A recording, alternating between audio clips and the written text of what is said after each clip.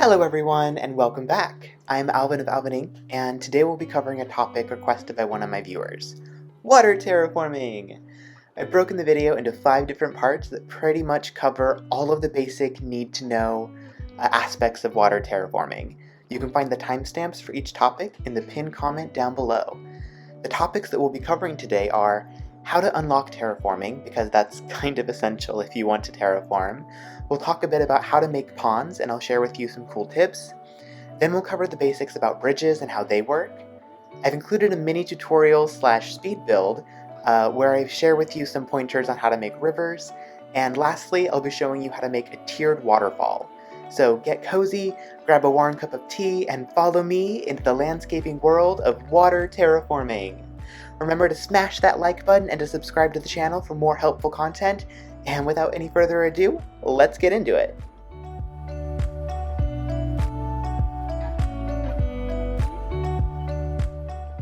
Before you can actually start terraforming your island, you first have to unlock the skill. The way you can do this, especially if you're just starting out, is by talking to Tom Nook literally every day and completing the task that he assigns you. After a while, Isabel will show up, and she'll work with you on how to raise your island rating.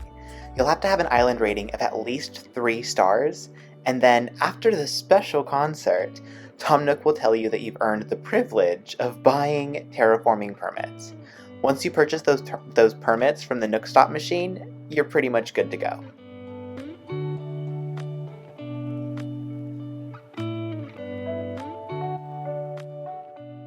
After you buy your terraforming permit, you'll receive a new app for your Nook phone that looks like this. A little construction worker. You can use this app to access some different pathing options, which you can also purchase from the Nook Stop machine. The blue symbol is for water terraforming, which is what we'll be using today, and the brown symbol is for land terraforming, which we'll also be using a little bit today. Our first step, should we choose to accept it, which of course we are, is to make a pond. The best piece of advice I can give you is to outline the design using a shovel. Seeing it before you make it can be really helpful. The most generic pond that we can make, at least that will spawn fish, is a 3x3 pond, which the outline should look something like this. And now that we have the outline, all that's left to do is to go in with the terraforming shovel and carve in some water.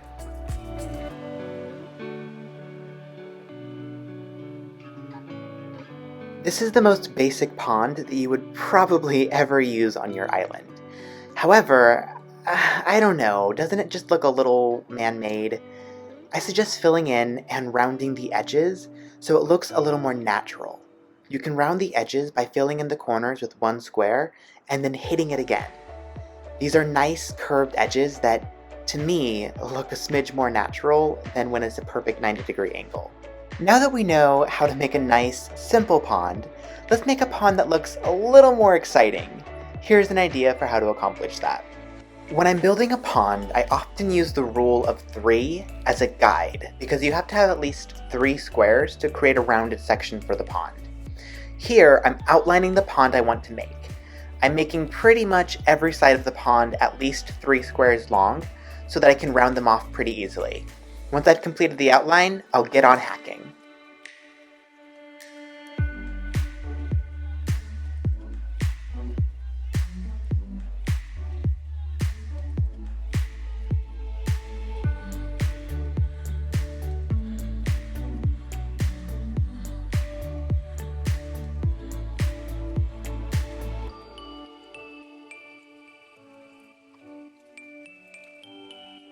Now I'm rounding some of the edges and clearing out the center of the pond, so it's, a pond. Another small tip that I encourage you to try is to vary your water a little by making small islands. You can do this by terraforming around a piece of land. You'll get your pond, and it'll house a little island that you can use to explore more creative decorating options.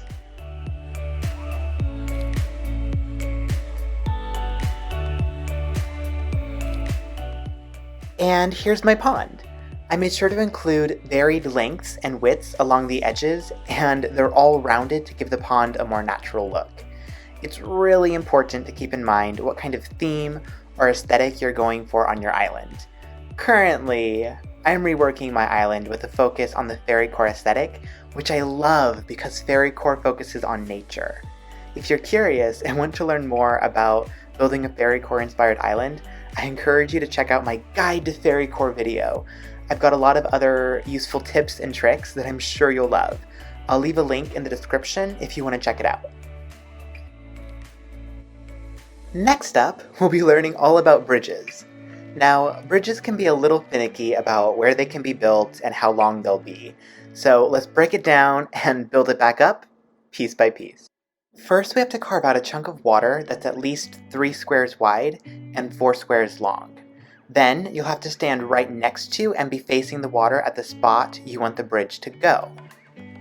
Click the Build Here option on the bridge marker, and you can either preview the bridge to see what it would look like, or you can go ahead and just lay down the bridge marker. I always preview the bridge first, just to make sure it's exactly where I want it. The smallest size bridge you can make is a 3 square bridge. It's perfect for smaller streams, and it's the cutest option for bridge length, if cute or minimal is what you're aiming for. The next size up is a 4 square bridge, which I'm pretty sure is the most common, and the largest size bridge you can make is up to 5 squares, which is honestly a pretty good size.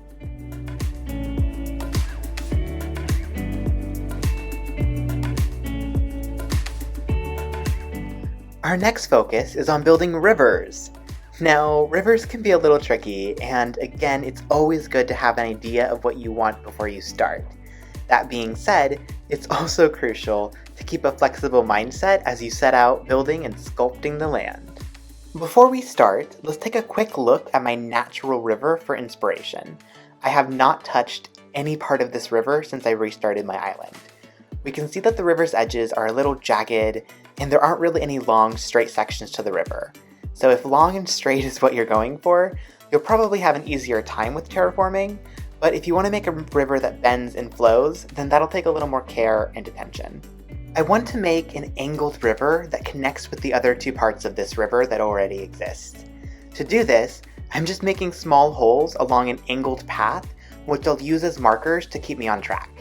The nice thing about rivers, I feel at least, is that they're usually pretty forgiving, even if you veer a little off track.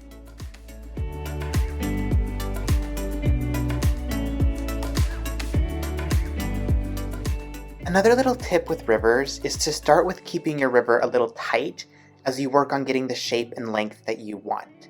Then, after you have a solid start, if you decide to widen the river, it's easier to follow the flow and shape you already have.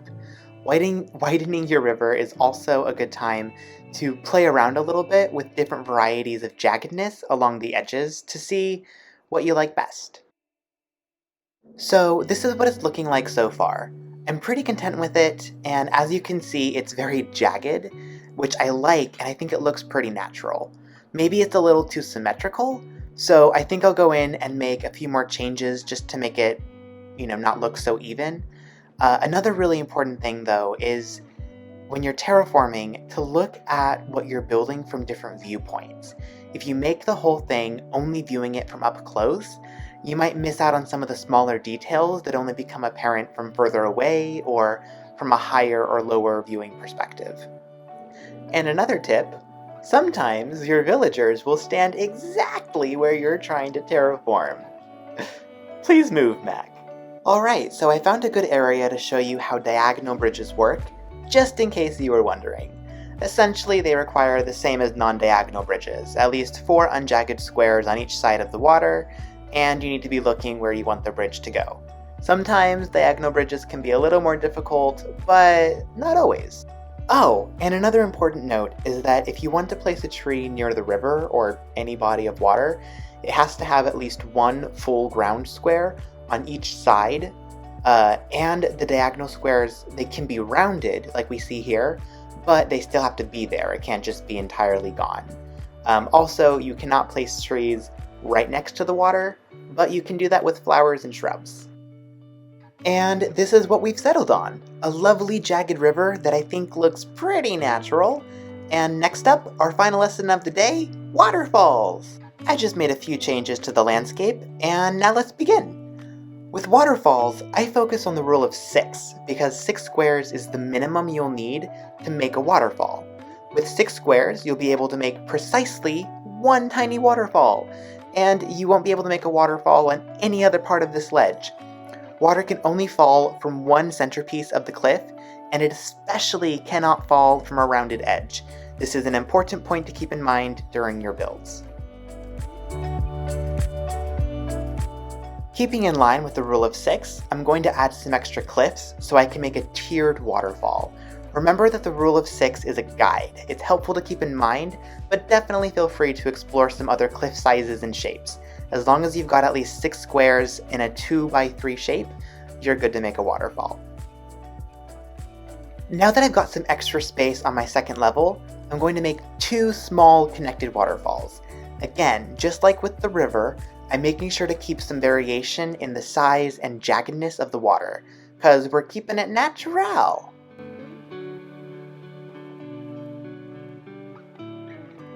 Alright, so I'm really liking the shape we've got going. Now I'm going to expand the second level and build a third level so that we can make our tiered waterfall.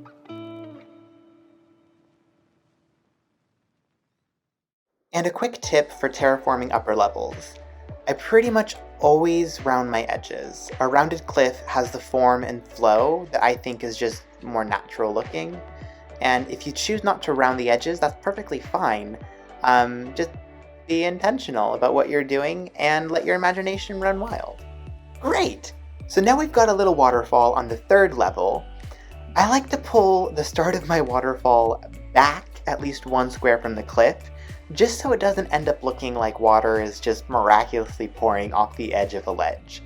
And a quick reminder, I can plant a tree on the left side of the waterfall because the water is rounded. I can't plant a tree on the right side because the water is at a 90-degree angle. Keep that in mind when you are planting trees and building your waterfalls. Now we're going to connect the third level waterfall to the falls on the second level, and we'll work on the land just a little bit to make sure it looks natural and has a good shape.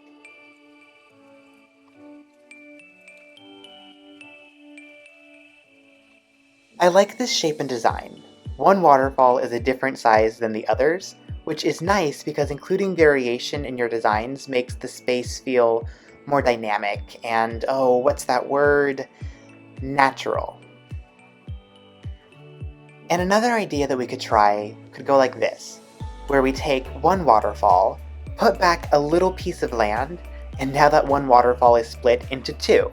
This is a great way to incorporate flowers, shrubs, and lights in your waterfall designs, and adds an additional flair and a bit of character. Now there's just one more thing we need to address. We have to do a little work on the edges at the bottom of our land terraforming. So we built a little extra space, and over here where I'm standing, I want this ledge to be rounded. So you do that by stepping onto a stone and then cutting diagonally, and voila, it's rounded. Mwah, beautiful. And that's pretty much it. This is what the whole tiered waterfall looks like. I hope that you learned a few tricks and jotted down a few tips. If you have any other questions about water terraforming, let me know in the comments and I'll do my best to help you in any way that I can. And that's a wrap! Thank you all so much for joining me today. I hope you enjoyed the video. If you did, remember to leave a like. Remember to smash that subscribe button. It would mean the world to me. And until the next one, bye!